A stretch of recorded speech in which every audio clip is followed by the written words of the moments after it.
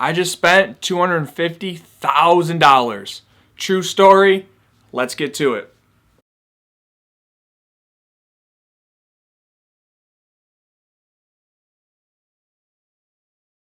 What's up, everybody? Welcome back to the channel. I'm Myles, a longtime mixed martial arts fighter and real estate investor. If you're new to this channel, welcome. It's great to have you here. If you're returning, welcome again. It's great to see you. Today, I'm going to talk to you about how I just dropped $250,000, $250,000 on a rental property, a 4-unit apartment complex.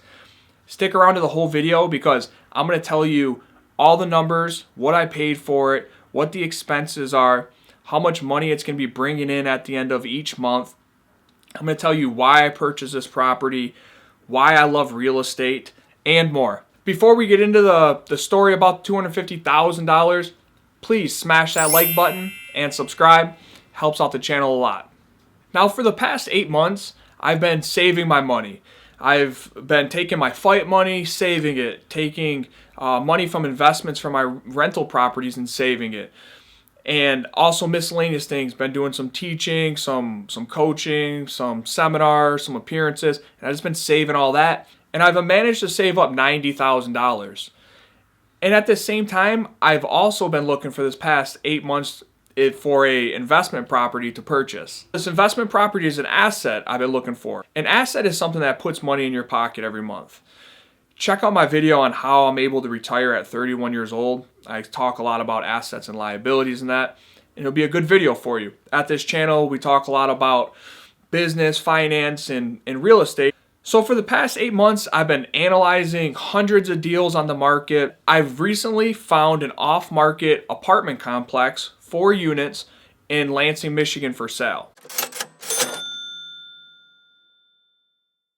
I love this part of Lansing because it's got great population growth, there's lots of jobs, lower vacancy. Basically, people want to live there. And that's a beautiful area to invest in. In this area of Lansing, there's lots of factory jobs. You know, GM's got a plant there. There's tons of new restaurants opening up. There's just, you can tell when you walk down the streets that people are wanting to get in there.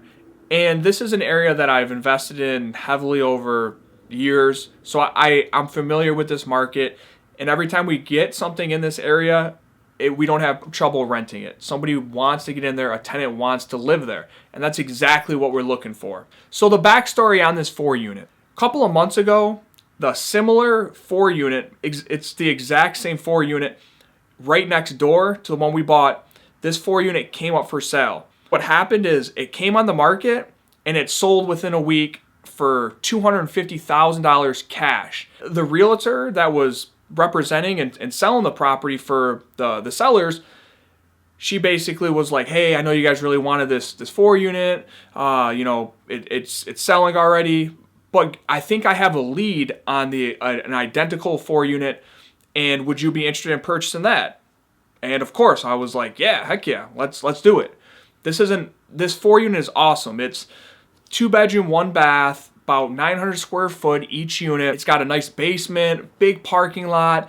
It's updated very nicely. There's no work that needs to be done to it. It's already currently rented out. So I was like, yeah, send it over. And we went by, we checked it out. I loved it, and we were totally interested in it. Considering the exact 4-unit just sold like a couple weeks before for $250,000 cash, we decided not to try and negotiate, not to play games. It's a seller's market. So we offered the seller $250,000. He accepted. Now, I don't have $250,000 sitting in my bank account. I don't have that type of money on hand right now. So what did I do? Well, to get to $250,000, I smashed the like button and I subscribed. But seriously, I talked to a bank and I found a bank that would lend me 70% of the $250,000. Since they're going to lend me 70% of the $250,000, that means I have to come up with the remaining 30% or $75,000 for the down payment. The bank offered me a 30-year fixed mortgage rate at 5.375%. Now, me personally, I love 30-year fixed rates. They're beautiful to me because that's cheap money. That to me, I can take that I can pay them 5.375% and I can go and make 12%. I can make money on that, and also it's a 30-year payment that I have to do. So for me, it's less risky. You know exactly what your payment's going to be over the next 30 years. And then you own the property outright. I love that, and that's why I get a 30-year fixed rate. So at 5.375%, 30 years, that comes out to $980 a month in a mortgage payment I have to pay. So let's get into the numbers for this 4-unit. Unit number 1 is $785 it's rented out for. Unit number 2 is $850 it's rented out for. Unit number 3 is $825, and unit number 4 is $800. Also, there's parking, which is a bonus because there's a dentist office right next to the apartment complex, and they lease out some of the parking lot, and that comes to $100 a month. So all in, it's $3,360 of income per month. Income and expenses are super important. You have to understand what your income is, what your expenses are, what your numbers are, running your numbers. So let's talk about our expenses. Taxes are $500 a month. Insurance is $180 a month. Maintenance, I put away $320 a month. Utilities, $250 a month. Lawn, that's $100 a month in lawn upkeep. Trash, there's a dumpster and some recycling bins. That is $100 a month. And vacancy, right? You always got to account for sometimes people are moving out. One apartment might be empty and it still costs you money. So vacancy, we'll say it's $100. All in, that leaves us with a total expenses per month of $1,550. Let's take our income and minus all of our expenses. So we have our $3,360 in income minus our $1,550 of our expenses, and we also have our mortgage payment. Remember, we got to pay the bank. We got to kick the bank their money. They love their money. So we also got to take out $980 for our mortgage payment. That leaves us with $830 in cash flow. So after paying everybody, the banks, the tax man, Uncle Sam, everything, that leaves us with $830 in our pocket each month to do what we want. Now, to me, that's pretty awesome. I love that because, it might not be $1 million, but let's think about that for a second. $830. Maybe that's your car payment. Whatever it is, $830, that's for most people, and myself included, that's a good chunk of change. Also imagine, what if you had 2 of these properties? $830, you got $830 coming in. It adds up. And that's why I love real estate. That's why I love cash flow and passive income. If you haven't seen my video on passive income, how I made the first $500 ever in my life in passive income, check that out. It's a great video and you'll learn a lot from it. Now I have $830 a month coming in every month continually.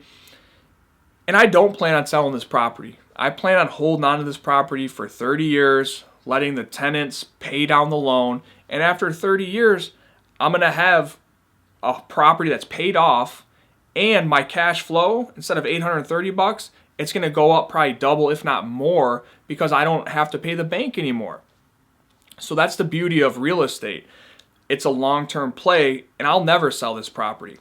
So that's my story on how I just spent $250,000 buying a 4-unit apartment complex.